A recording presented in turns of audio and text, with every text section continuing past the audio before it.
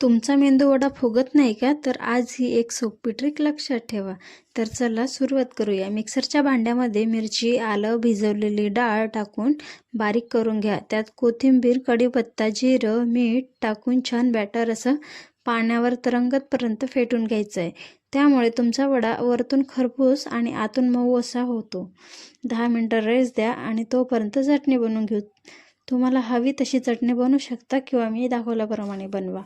खोबरं, डाळवा, मिरची, लसूण, चिंच, कढीपत्ता, कोथिंबीर, मीठ, जिरं टाकून छान असं बारीक करून घ्यायचं आहे. त्यानंतर तडक्यासाठी मोहरी, उडीद डाळ, मिरची, जिरा, कढीपत्ता टाकून छान असं तडका द्यायचा आहे. चाळणीला पाणी लावून त्याच्यावर बॅटर टाकून त्यावर असं होल करून छान असे वडे सोडून घ्यायचे आहे आणि मंद गॅसवर किंवा मिडियम गॅसवर छान असे खरपूस तळून घ्यायचे. त्यामुळे वडा आतून शिजतो आणि कुरकुरीत राहतो.